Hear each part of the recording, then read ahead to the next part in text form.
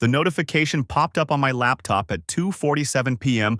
on a Tuesday afternoon while I was reviewing quarterly reports for my construction company. A Google Photos alert. Shared album from Jessica's iPhone. My wife Jessica never shared photo albums with me. In our 8 years of marriage, she'd always just texted pictures directly. Curious, I clicked. The first image loaded slowly, pixel by pixel. When it finally resolved, my coffee mug slipped from my hand and shattered across my desk. It was Jessica, in our bed, with someone who definitely wasn't me. My hands started shaking so violently I could barely control the mouse. I scrolled. More photos, different angles, different days, judging by the changing sheets and lighting. The timestamps showed they spanned the last 4 months. The most recent was from yesterday morning, right after I'd left for a job site inspection. Then I saw his face clearly in one shot. Kyle Brennan, my project manager. The guy I'd personally promoted 6 months ago. The man I'd invited to our home for barbecues. Who'd sat at my dinner table and called me boss while apparently planning his next visit to my bedroom. I sat frozen, staring at the screen, my mind refusing to process what my eyes were seeing. This had to be a mistake, a hack, something. But the metadata was right there. Jessica's iPhone 14, our address embedded in the location tags. My phone buzzed. A text from Jessica. Hey babe, running late at the gym. Dinner at 7? The gym. Right. I looked back at the laptop. The shared album had already disappeared from my notifications. I frantically searched my Google Photos, but it was gone. Had she accidentally shared it and immediately unshared it? Did she even know what she'd done? My heart was hammering so hard I thought I might pass out. I grabbed my phone with trembling fingers and opened Google Photos there. Nothing. But I'd seen it. I knew what I'd seen. Think, Andrew. Think. I forced myself to breathe. To slow down. I opened my laptop's screenshot folder and thanked God for muscle memory. I'd apparently captured 3 images before the album vanished. The evidence was there. Time-stamped, geotagged, undeniable.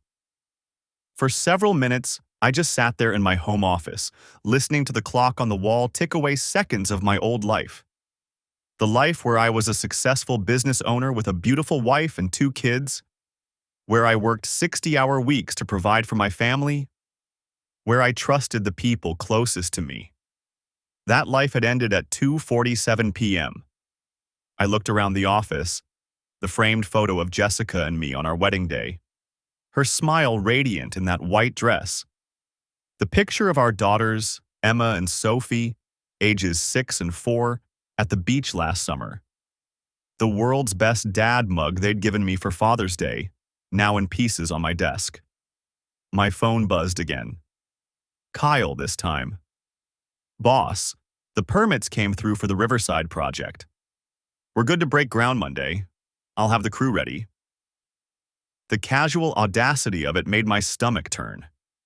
He was texting me about work permits while sleeping with my wife, while destroying my family, while making a fool of me in my own home. I wanted to call him right then, to scream, to drive to the job site and confront him. But something stopped me. Maybe it was the years I'd spent building my business from nothing, learning that emotional reactions lead to costly mistakes. Maybe it was the lawyer shows Jessica always watched, where people who flew off the handle ended up losing everything. Or maybe it was the cold, calculating part of my brain that suddenly kicked in and whispered, "Don't let them know you know. Not yet." I saved the screenshots to 3 different cloud services and emailed them to an old account I rarely used. Then I forwarded them to my personal attorney, Robert, with a simple message. Need to meet tomorrow morning. Emergency. Don't call me. My hands had stopped shaking. The initial shock was crystallizing into something else. Something focused. I cleaned up the broken mug, wiping coffee from my quarterly reports. The numbers blurred on the page. Patterson Construction, LLC. My company. Built over 12 years of brutal work, starting with a pickup truck and a toolbox. Now worth $3.2 million with 18 employees and contracts across 3 counties. Jessica had never worked. We'd agreed when Emma was born that she'd stay home with the kids. I'd supported that decision completely, working extra hours, building the business so she'd never have to worry about money. So our daughters would have their mother present for every milestone. And she'd been present, all right. Present in our bedroom with my employee while our daughters were at school. I heard the garage door open. 6:15 p.m. Jessica was home.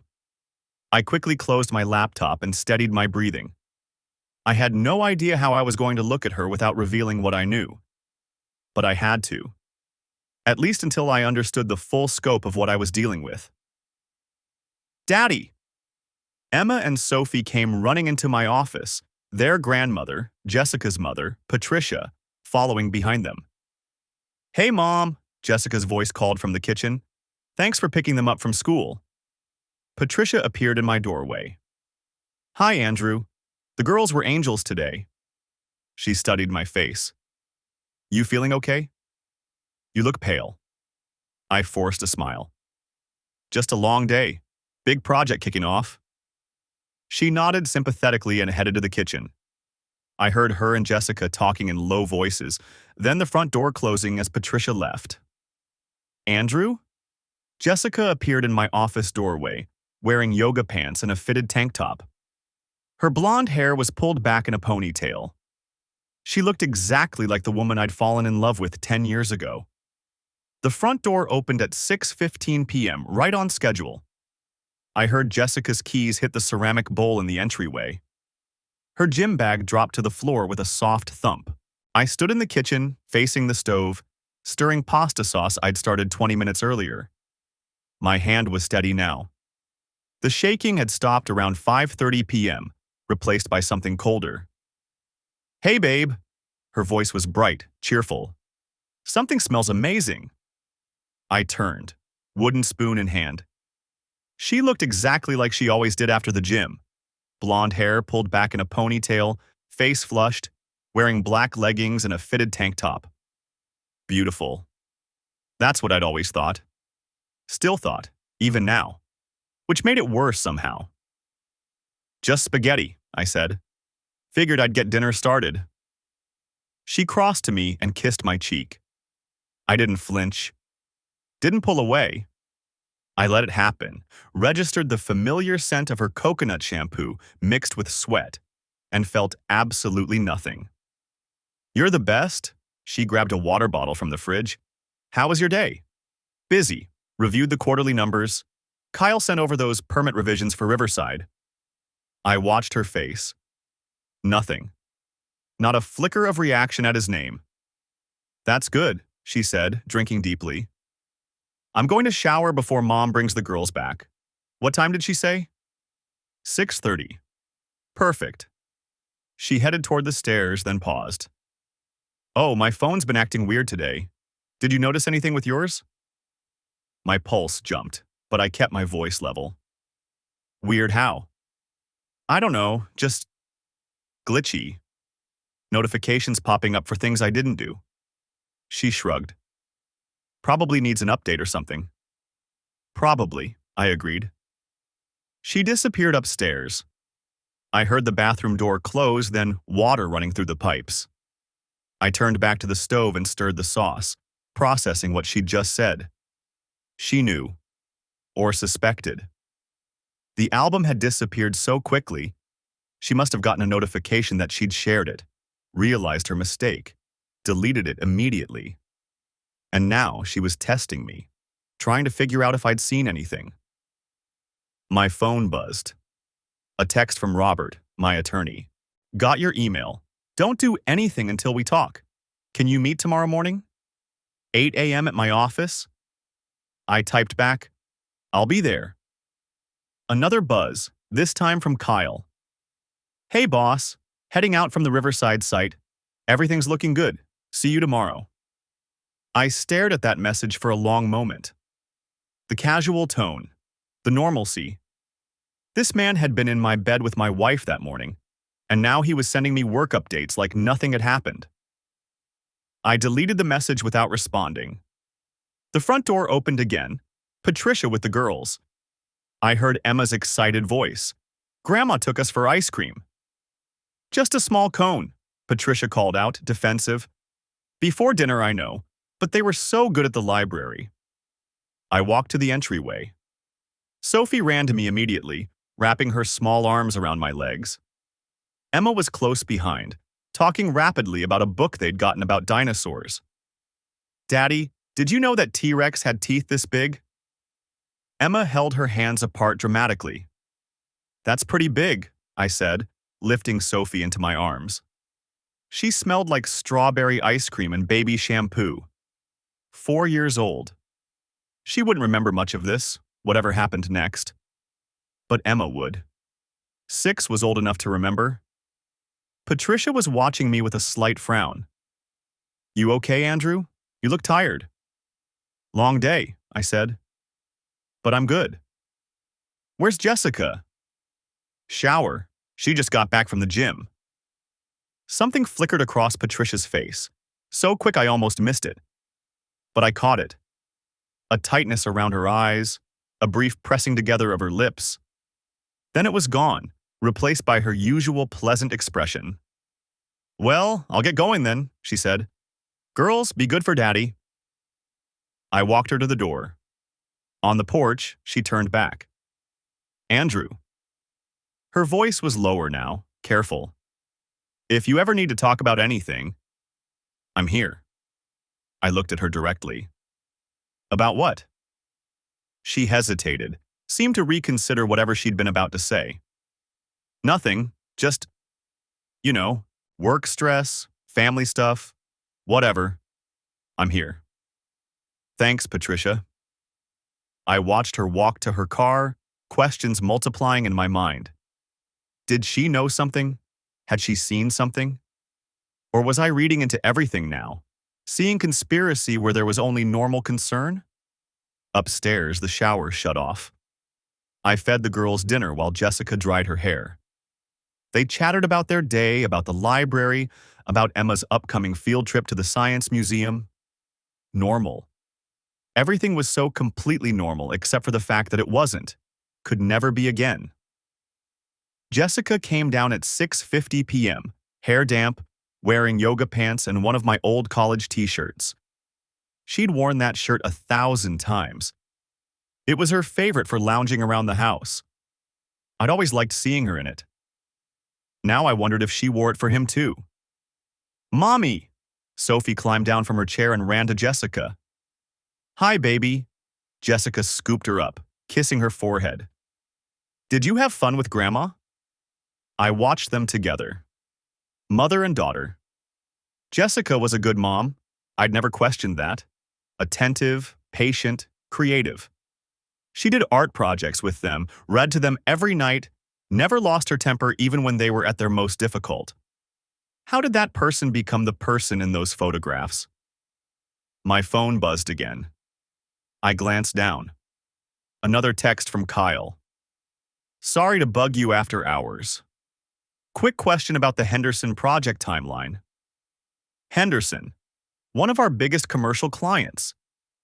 Kyle knew I'd respond to anything about that account. I typed, "What's the question?"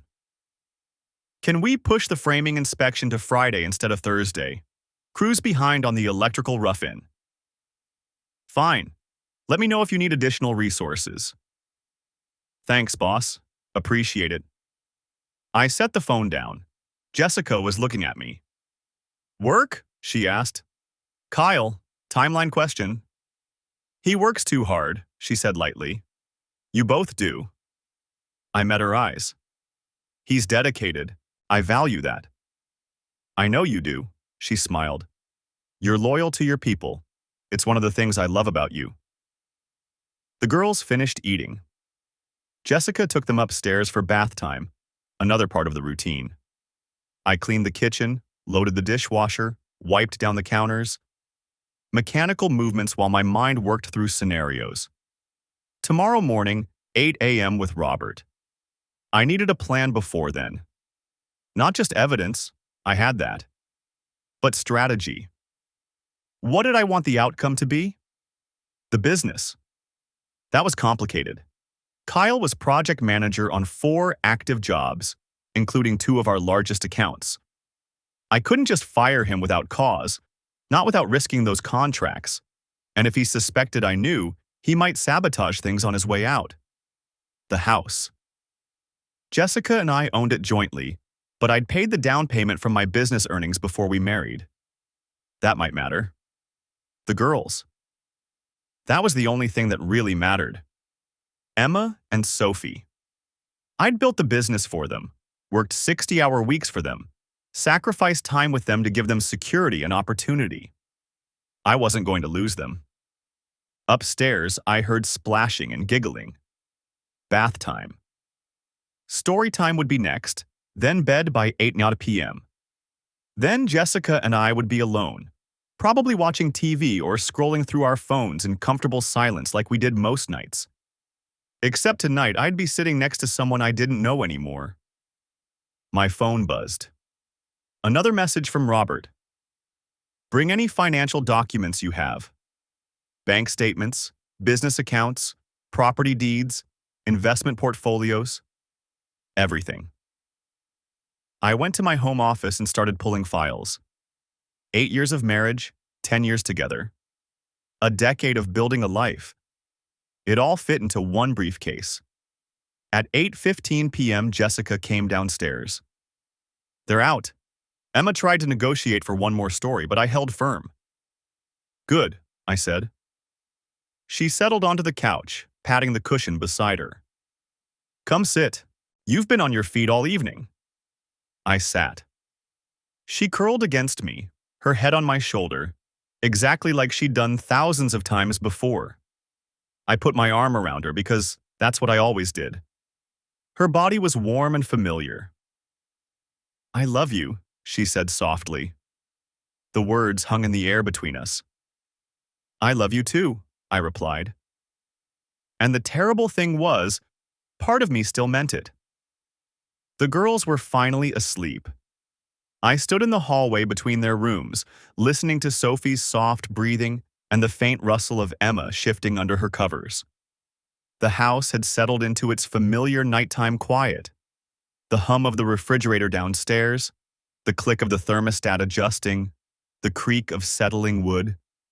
I'd kissed them both goodnight, told them I loved them, read the extra story Emma requested, all while my phone sat heavy in my pocket, loaded with evidence that their mother had been destroying our family for 4 months.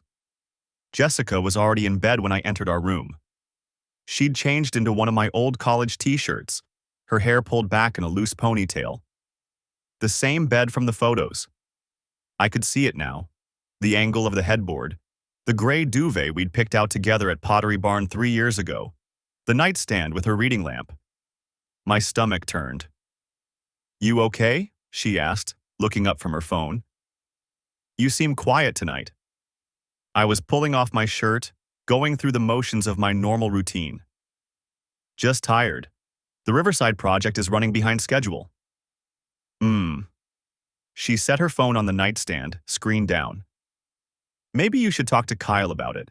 Isn't that why you promoted him? The casual way she said his name, like he was just another employee, like she hadn't been underneath him in this exact spot that morning. Yeah, I said. I'll do that. I went into the bathroom and closed the door. Gripped the edge of the sink and stared at myself in the mirror. My face looked normal. Same brown hair, same tired eyes I saw every morning. But everything had changed. The man looking back at me was someone whose wife had been meeting her lover while he worked 60-hour weeks to provide for their family. I brushed my teeth, washed my face, took 3 deep breaths. When I came out, Jessica had turned off her lamp. She was on her side, facing away from me, the curve of her shoulder visible in the dim light from my nightstand. I got into bed, kept to my side. Andrew? Her voice was soft in the darkness. Yeah? I love you? 3 words. 3 simple words she'd said thousands of times over 10 years. They used to mean everything. Love you too, I said. The lie tasted like ash. I didn't sleep. Jessica's breathing evened out around 11. I lay there in the dark, staring at the ceiling, my mind running through scenarios. The meeting with Robert was in 9 hours. I had the screenshots, the metadata, the timestamps, but I needed more. At midnight, I slipped out of bed. Jessica didn't stir. I went downstairs to my office and closed the door. Opened my laptop and pulled up the construction company's shared calendar. Kyle's schedule was integrated with the main system. Every site visit, every meeting, every appointment logged for coordination purposes. I scrolled back 4 months. To the beginning. The first photo in Jessica's album had been dated June 14th, a Tuesday. I checked Kyle's calendar for that day. He'd marked himself as off-site vendor meeting from 10 a.m. to 2 p.m. I pulled up the vendor contracts. No meeting scheduled for that date. I went through every photo timestamp I'd captured. Cross-referenced them with Kyle's calendar entries. Off-site, material inspection. Working remotely, permit issues. Vendor meeting. Personal appointment. 12 instances over 4 months. Every single one a lie, and I'd approved them all. Trusted him to manage his time because he was my project manager, because I'd promoted him, because I'd invited him into my home and treated him like family. I opened a new spreadsheet and documented everything. Date, time, Kyle's calendar entry, actual activity. The pattern was clear, methodical.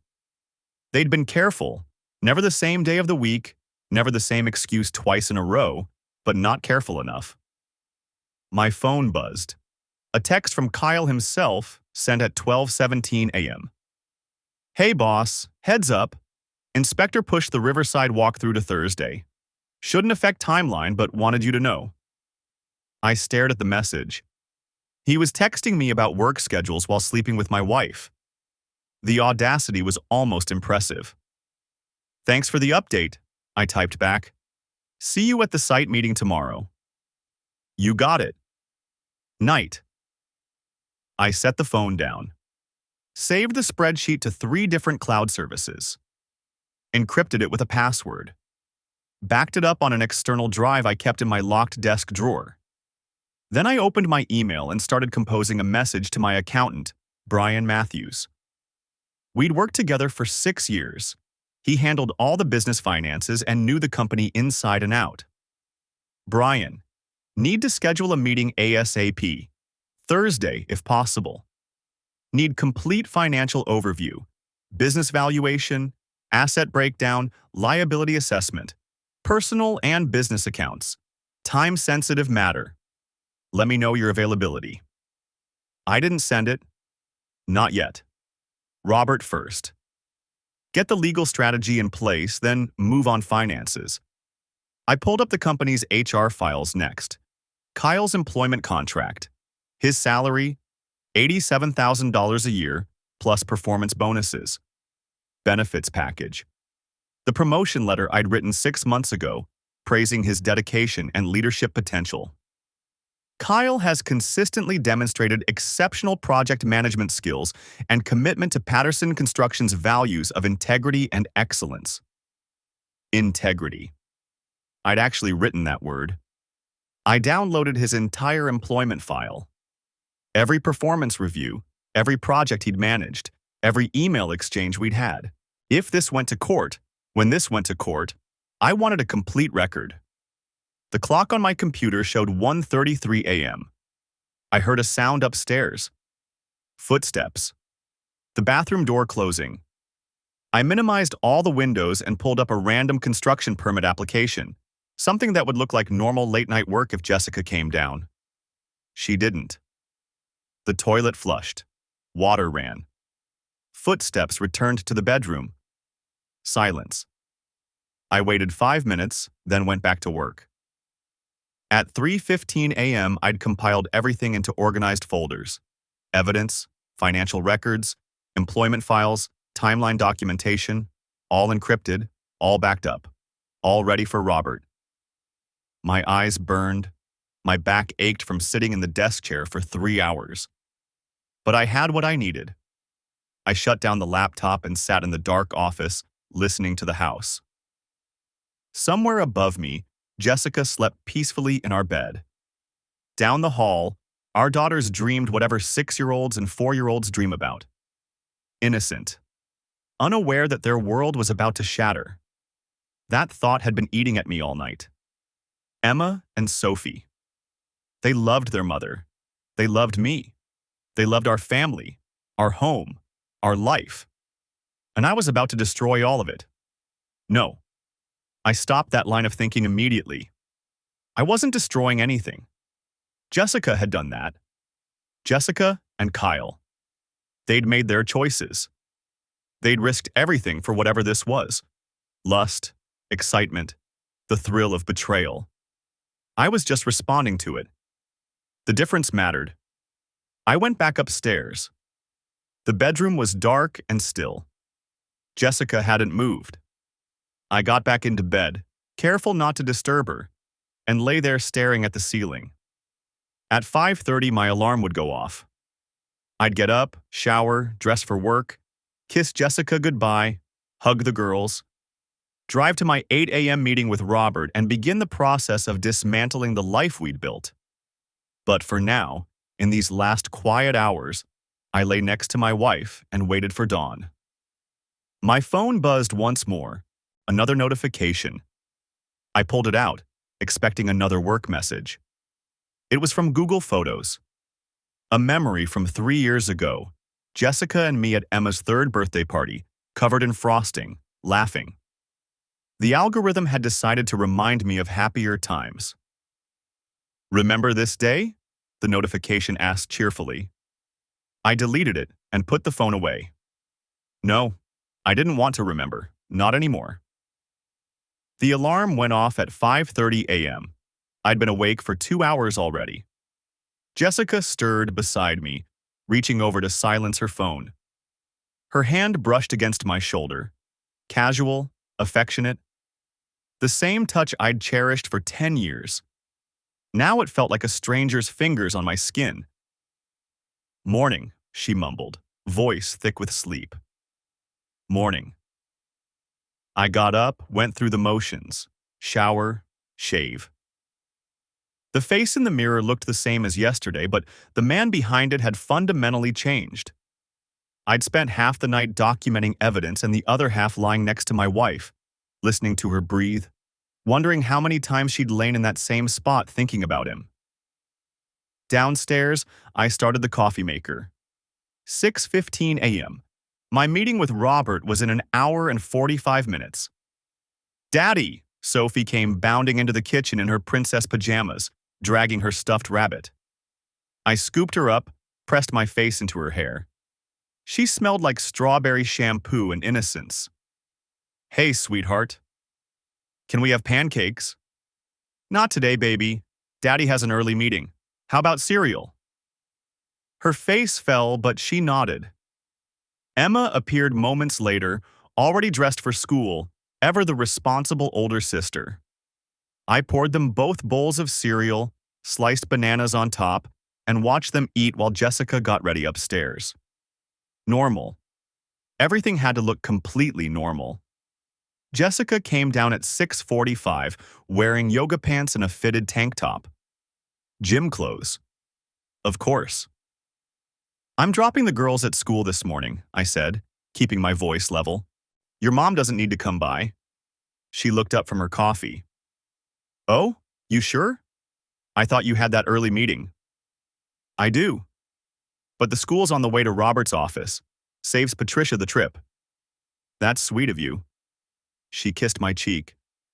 The same lips that had been on Kyle's skin 4 days ago, according to the metadata on photo number 7. I tasted bile. "What time's your workout?" I asked. 9:30 class, the usual." She smiled.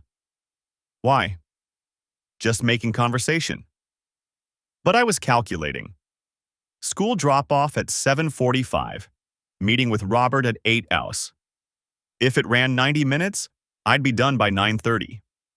Plenty of time to swing by the house before heading to the office. Plenty of time to see if she actually went to the gym, or if that was code for something else.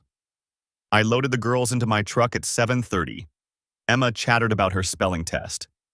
Sophie sang a song about butterflies.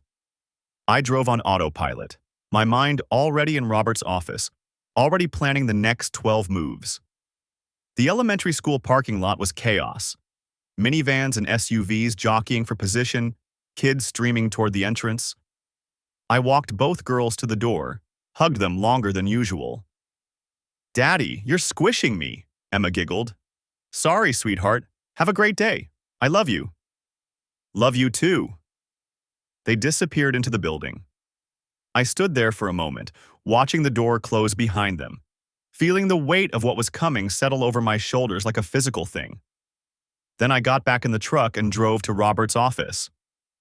Robert Klein had been my attorney for 6 years. He'd handled the business incorporation, contract disputes, 2 property acquisitions.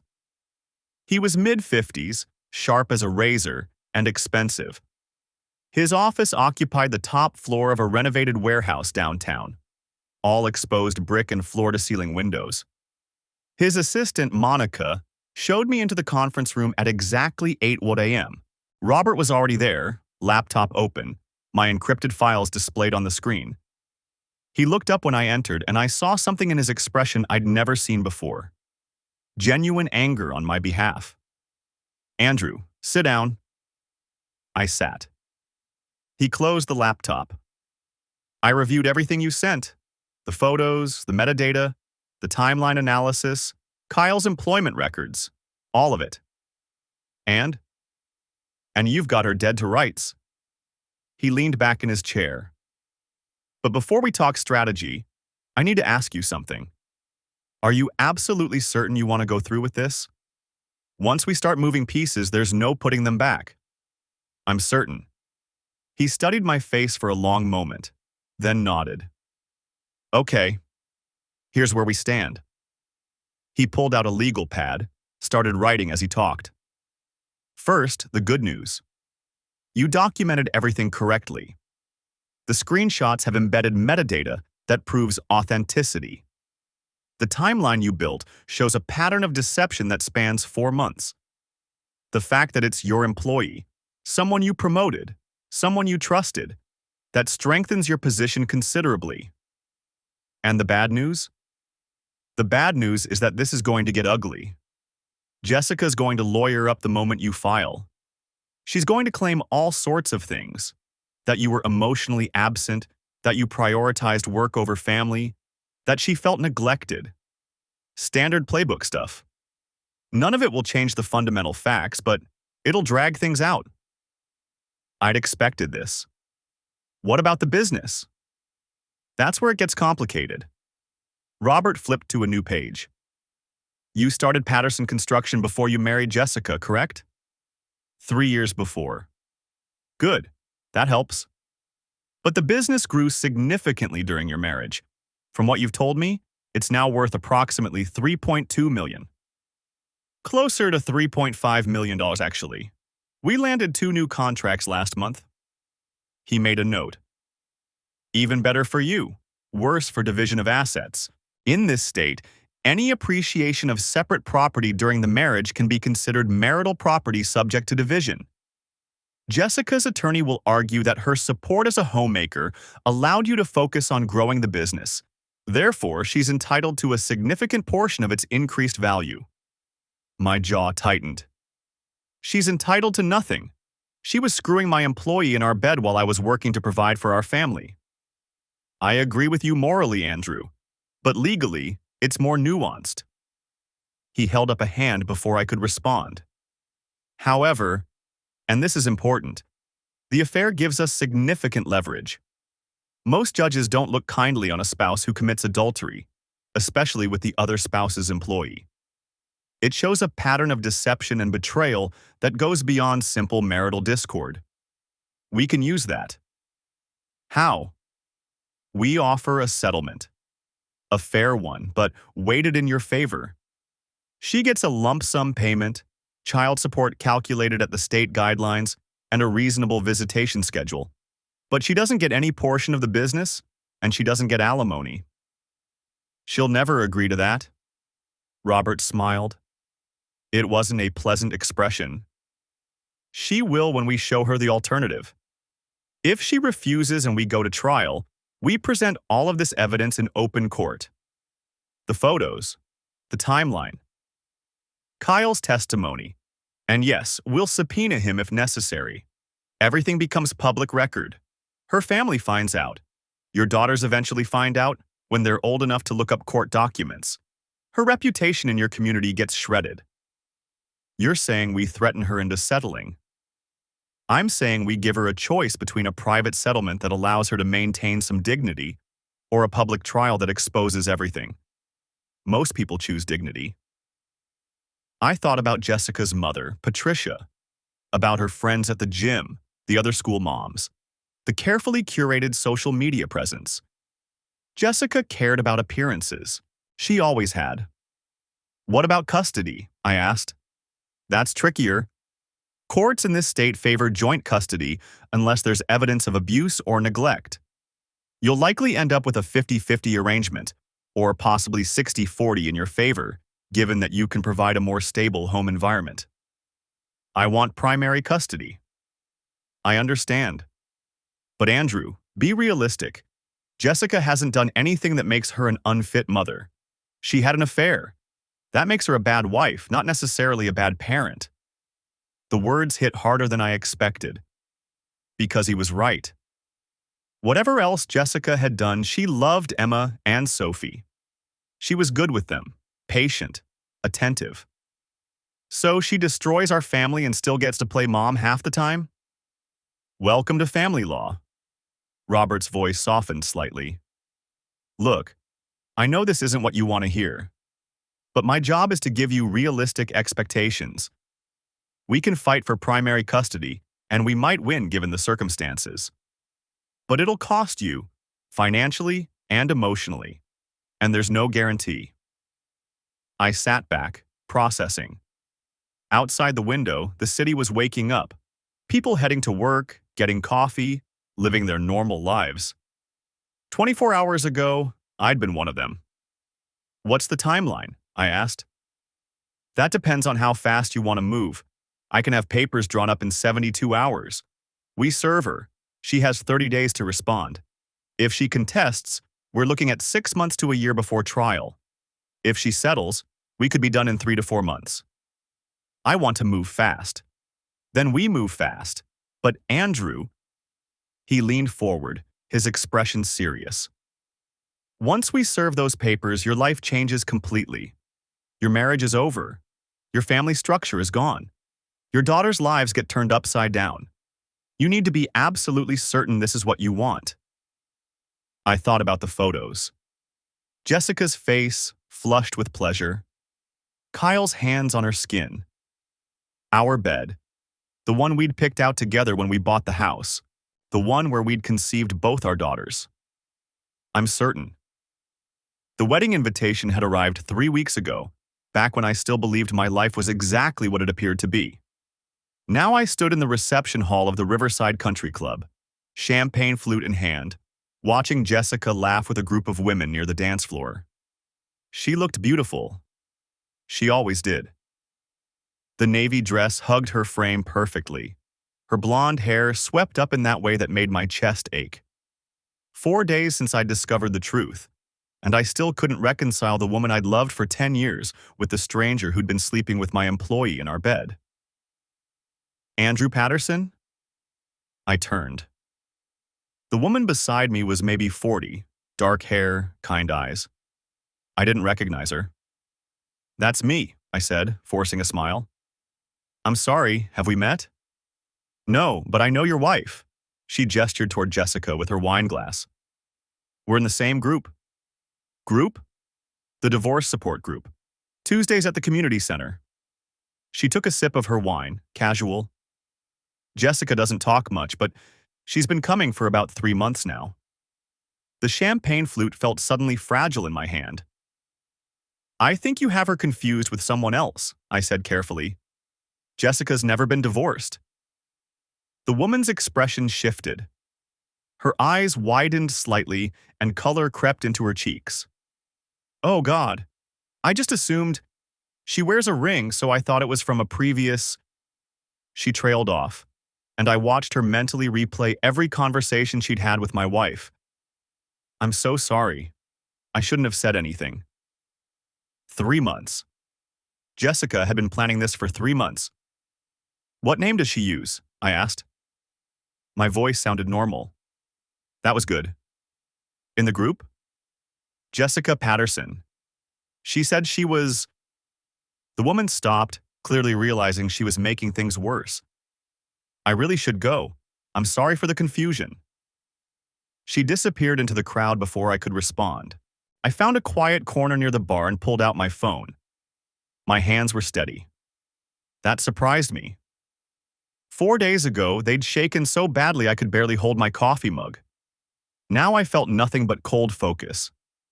A quick search confirmed it. Divorce Support Group, Community Center, Tuesdays, 7 to 9 p.m. I opened my calendar. For the past 3 months, every Tuesday evening, Jessica had told me she was at book club. Her mother picked up the girls from school those days and stayed with them until Jessica got home around 9:30. I'd never questioned it. Why would I? I pulled up the documentation folder I'd created. Bank statements, credit card records, phone logs. I added a new file. Support group, evidence of premeditation. There you are. Jessica materialized beside me, her hand sliding around my arm. The touch made my skin crawl, but I smiled down at her. Just checking on the Riverside project, I said, pocketing my phone. Miller texted about the inspection tomorrow. You work too hard. She kissed my cheek, and I caught the scent of her perfume. The same perfume she'd been wearing in those photos. Come dance with me. In a minute, I should respond to Miller first. Always working. But she said it fondly, like it was an endearing quirk. Like I was the predictable one. She drifted back toward the dance floor, and I watched her go. 3 months of planning. The affair had been going on for 4 months according to the photo metadata, which meant she'd started preparing her exit strategy just weeks after it began. My phone buzzed. A text from Kyle. Need to discuss the Henderson site timeline. Available tomorrow? The audacity was almost impressive. He'd been in my bed yesterday morning. I'd cross-referenced the timestamps. And now he was scheduling meetings like nothing had changed. I typed back, 2 p.m. works, my office. The response came immediately. See you then. I needed air. The terrace was empty, the October evening cool enough to keep the other guests inside. I gripped the stone railing and stared out at the golf course, letting my mind work through the new information. A divorce support group. She wasn't just having an affair. She was preparing for the aftermath, learning the process, probably getting advice from other women who'd been through it. The thought of her sitting in a circle, playing the victim, discussing strategies while I worked 60-hour weeks to provide for our family. Don't let them see. I turned. The man approaching was around my age, expensive suit, tired eyes. Excuse me? Whatever you're feeling right now. He gestured at my white-knuckled grip on the railing. Don't let them see it. That's when they win. I don't know what you're talking about. Sure you don't. He leaned against the railing beside me. I'm David, groom's cousin. I saw you talking to Monica, the woman with the dark hair, and I saw your face after. I said nothing. She told my ex-wife about the support group too, he continued. That's how I found out Amy had been planning to leave for 6 months. Had a lawyer lined up. Bank accounts I didn't know about, the whole thing. He pulled out his phone, showed me a photo of 2 kids. I get them every other weekend now. She got the house, half my business, and primary custody because her lawyer was better prepared than mine. Why are you telling me this? Because you've got that look. The one I had. Like your whole world just shifted and you're trying to figure out which way is up. He pocketed his phone. Whatever you're planning, do it faster. These support groups, they teach them how to hide assets, how to document everything to make you look like the bad guy, how to win custody. They're not sitting around crying about their feelings. They're strategizing. The reception noise filtered out through the French doors. Music, laughter, the clink of glasses. My attorney says I have good documentation, I said carefully. Good. But documentation isn't enough if she files first and controls the narrative. The courts favor whoever seems more prepared, more reasonable, more victimized. He straightened his tie. I'm not saying do anything illegal. I'm saying don't wait for the perfect moment. There isn't one.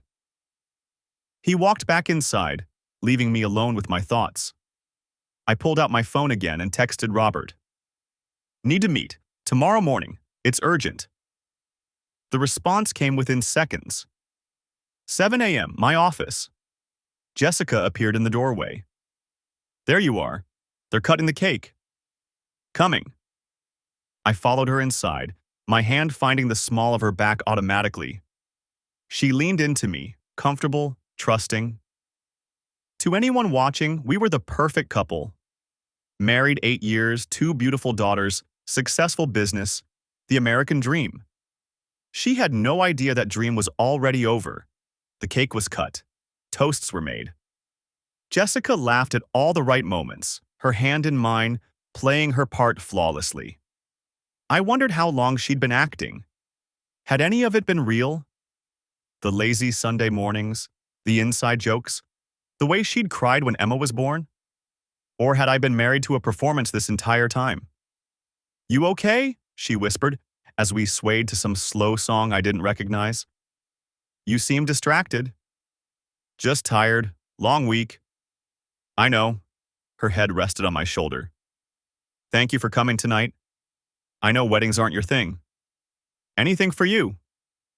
The words tasted like ash, but I said them anyway. Because David was right. I couldn't let her see. Not yet. We left at 10, Jessica chattering about the ceremony, the dress, how beautiful everything had been. I made appropriate responses, my mind already on tomorrow's meeting with Robert. 3 months of planning. She'd been preparing for war while I'd been building our life. But she'd made one critical mistake. She'd assumed I'd never find out until she was ready. That I'd be the blindsided husband, scrambling to catch up while she executed her carefully laid plans. Instead, I had 4 days head start, and I intended to use every second of it. The woman's words hung in the air like a grenade with a pin pulled. Divorce support group. 3 months. My vision tunneled, the reception hall blurring at the edges while this stranger, Sandy, she'd said her name was, smiled pleasantly, waiting for my response. I think you might have her confused with someone else, I managed. My voice sounded normal, steady. Jessica's never been divorced. Sandy's expression shifted from friendly to confused. Oh God, Her hand flew to her mouth. I shouldn't have. I thought you knew she was attending. She talked about her husband, about working through things before they got worse. I just assumed. Working through things. The phrase ricocheted through my skull. Jessica had been planning this for 3 months. Not 4 days. Not since I'd discovered the photos. She'd been attending divorce support group meetings since January, just weeks after the affair with Kyle started. It's fine, I said, my hand finding Jessica's lower back. I felt her stiffen under my palm. Must be a different Jessica? Common name? Right. Yes, of course. Sandy looked mortified. I'm going to get another drink. Congratulations again on everything. She fled toward the bar. Jessica turned to face me, and for the first time in 4 days, I saw genuine fear in her eyes. Andrew, I can explain. Not here. I kept my voice low, my smile fixed. Across the room, people were laughing, clinking glasses, celebrating love and commitment. The irony tasted like bile. We'll talk in the car. It's not what you think. It's just a support group for people going through rough patches. Marriage counseling, basically. A friend recommended it when I mentioned we barely see each other anymore. The car, Jessica. I guided her through the crowd, nodding at acquaintances, shaking hands with the groom's father, maintaining the performance. Every step felt mechanical, calculated. My mind was already 3 moves ahead, processing this new information, recalibrating my timeline. 3 months of planning. How much damage had she done in 3 months? The parking lot was half empty, our car parked under a streetlight that flickered intermittently. I unlocked the doors but didn't get in. Just stood there, hands in my pockets, looking at my wife across the roof of the vehicle. "Talk," I said. Jessica wrapped her arms around herself despite the warm evening. I joined a support group in January, just women talking about their marriages, their problems. Nothing official. Nothing legal. Why? Because you're never home, Andrew. Because I'm raising our daughters alone while you build your empire. Because I needed someone to talk to who understood what it's like to feel invisible in your own marriage. The words should have stung. Maybe they would have, 4 days ago. But I'd spent 96 hours reviewing every photo, every timestamp, every lie. I'd watched her face as she kissed Kyle in our bed, as she did things with him she hadn't done with me in years.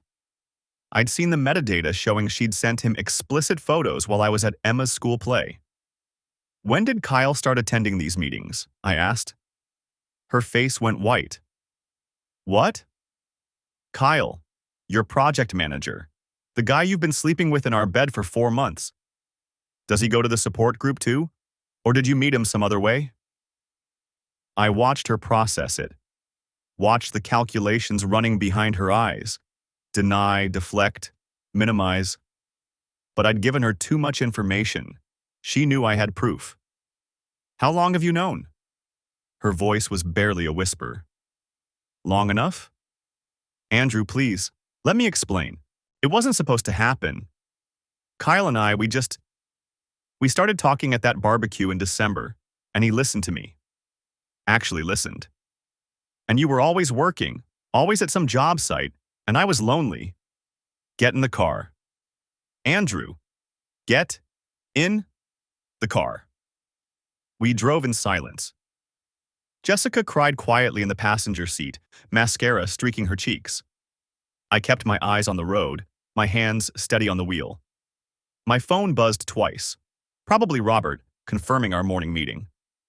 I'd have new information to share now. 3 months of divorce planning meant Jessica had likely consulted attorneys, researched asset protection, maybe even started moving money. I thought about the joint savings account I'd checked 3 days ago. The balance was correct. But there were other accounts. Her personal checking. The credit cards I never monitored because I trusted her. Trusted her. The house was dark when we pulled in. Patricia had taken the girls to her place for a sleepover, giving us the night to enjoy the wedding. Another irony. We had the house to ourselves, just like Jessica and Kyle had enjoyed it a dozen times while I worked 60-hour weeks to provide for this family. Inside, Jessica turned to face me, her expression shifting from fear to something harder. Defensive. "You want to know why I went to that group? Why I started looking at my options?" She threw her purse on the counter. "Because I've been unhappy for 2 years, Andrew. 2 years of being alone, of putting the girls to bed by myself, of eating dinner across from an empty chair. You chose your business over your family. So you chose Kyle. I made a mistake, I know that. But you pushed me toward it. Every late night, every missed dinner, every time you prioritized a job site over your daughter's bedtime stories. Don't." My voice came out cold. Flat. "Don't you dare blame your affair on my work schedule. I built that business for us. For this family. Every hour I worked was so you could stay home with the girls like you wanted. So we could have this house, those vacations, the life you posted about constantly on social media. I never asked for any of that. I asked for a husband who was present, who saw me as more than just the woman who managed his household while he built his empire. You asked for a lot of things, Jessica.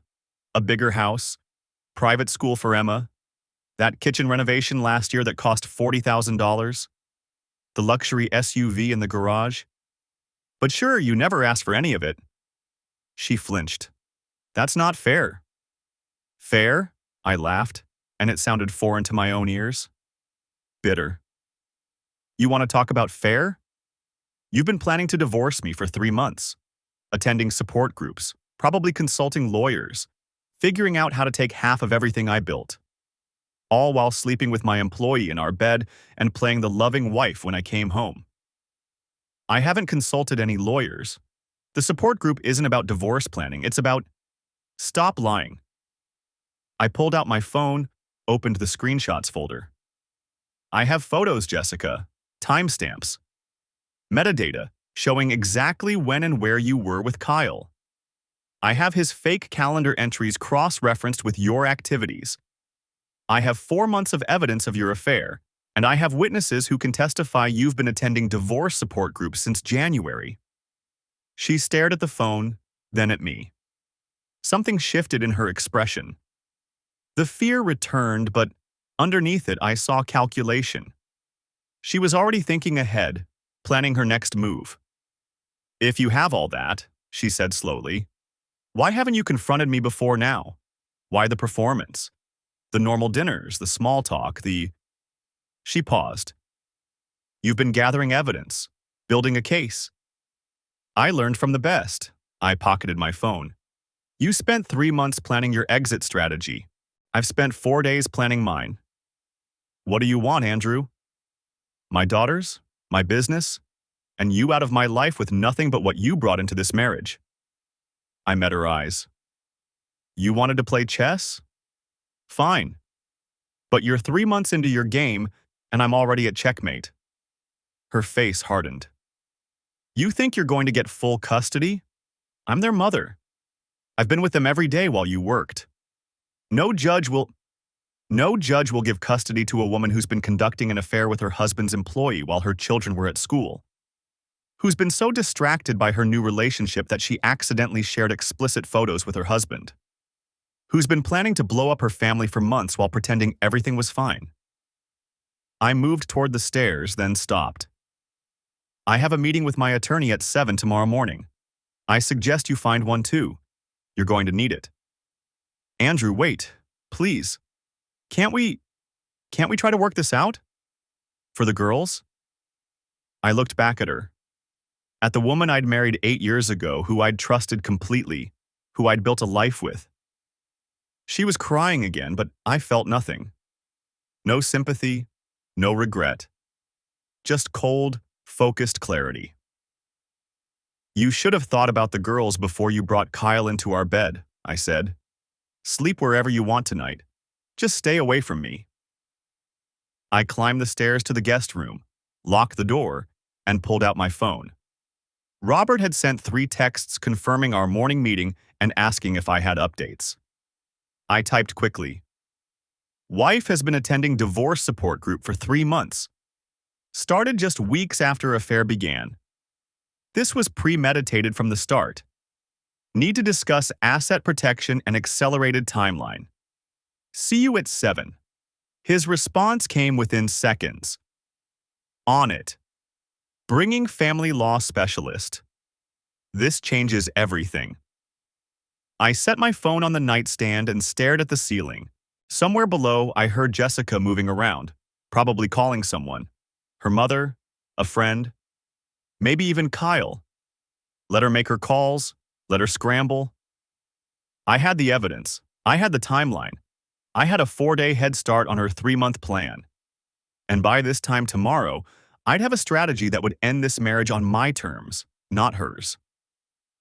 18 months later, I stood in the doorway of Emma's bedroom, watching her arrange her stuffed animals on the freshly made bed. Sophie was down the hall in her own room, singing off-key while she unpacked her backpack. Friday evening. My weekend with the girls.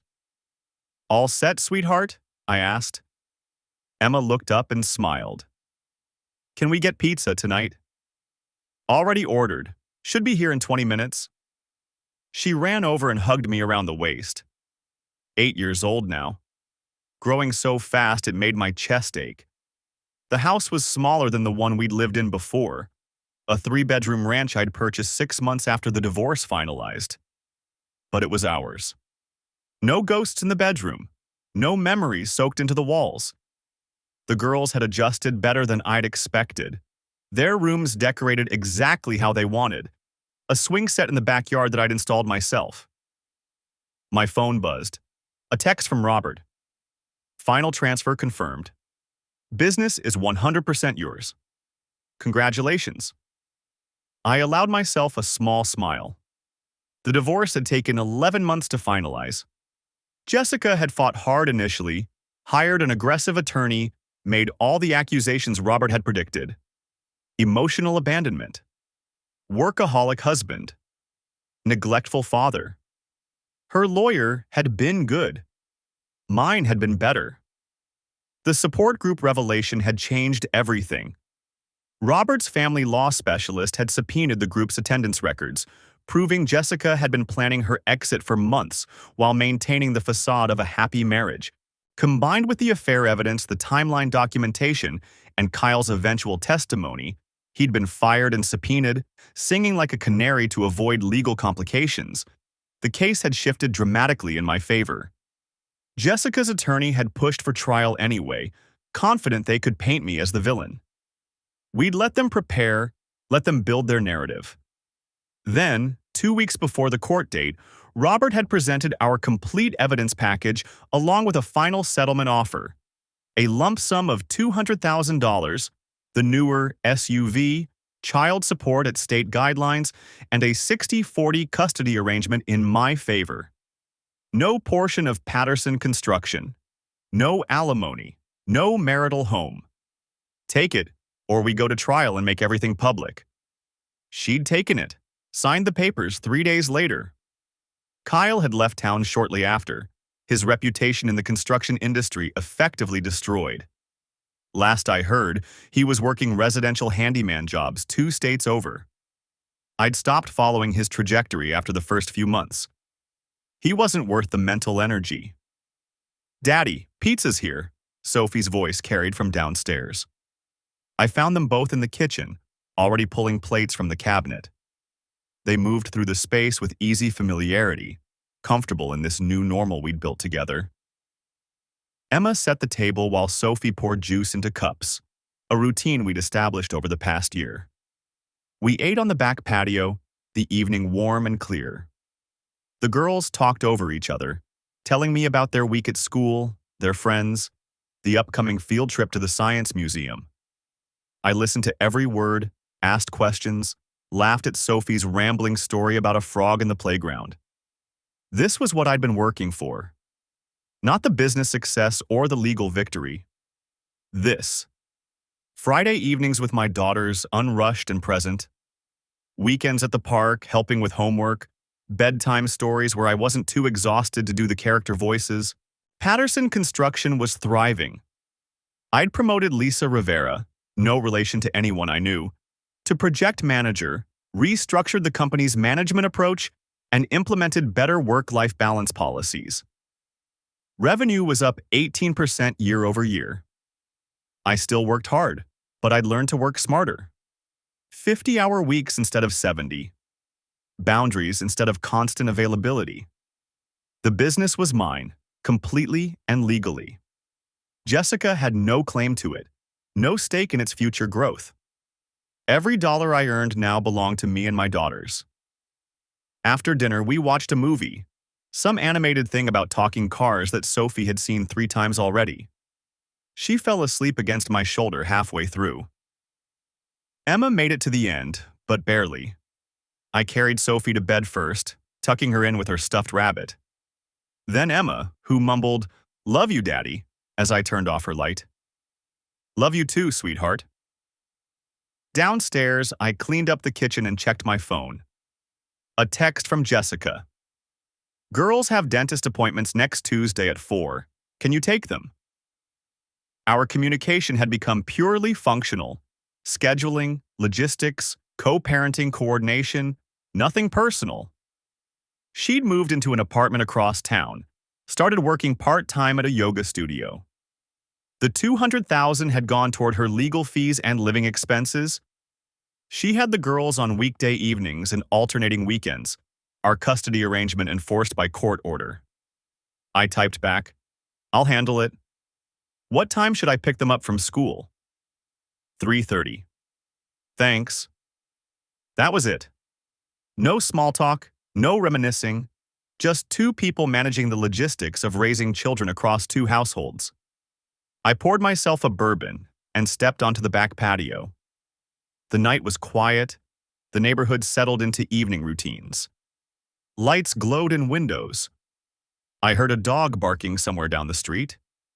18 months ago, my life had imploded in the span of a single screenshot. Everything I'd believed about my marriage, my family, my future, gone in an instant. The pain had been crushing. The betrayal had felt unsurvivable. But I had survived. More than that, I'd rebuilt. The truth was simpler than any philosophical conclusion. Trust, once broken, couldn't be repaired with words or promises. It required action, consistency, time. Jessica had shattered that trust methodically over 4 months, then compounded it by planning her exit for 3 more. She'd made her choices. I'd made mine. There was no moral high ground in divorce, no winners in the traditional sense. Emma and Sophie still split their time between 2 homes. They still asked occasionally why Mommy and Daddy didn't live together anymore. Those questions hurt worse than anything Jessica had done to me. But they were safe. They were loved. They had stability, honesty, and a father who showed up for every school event, every bedtime, every moment that mattered. That was the victory. Not the business I'd kept or the settlement terms I'd won. Not Jessica's reduced circumstances or Kyle's ruined reputation. The victory was in the ordinary moments. Friday night pizza. Helping with homework. Teaching Sophie to ride her bike last month while Emma cheered her on. Building a life that was smaller in some ways, but infinitely more valuable in others. I finished my bourbon and went back inside, locking the door behind me. Upstairs, I checked on both girls one more time, a habit I'd developed over the past year. Both sleeping soundly, safe in their rooms, in our home. Tomorrow we'd go to the farmer's market. Sunday we'd work in the garden. Small moments, simple routines. The foundation of a life rebuilt from wreckage. I'd learned that you don't recover from betrayal by forgetting it happened or by seeking revenge. You recover by accepting what was lost, protecting what remains, and building something new from the pieces that survived. My marriage was over. My family had fractured. Those were facts I'd carry forever. But I was still standing. My daughters were thriving. My business was stronger than ever. And every morning, I woke up in a home free from lies, in a life built on truth, with a future that belonged entirely to me. That was enough. That was everything.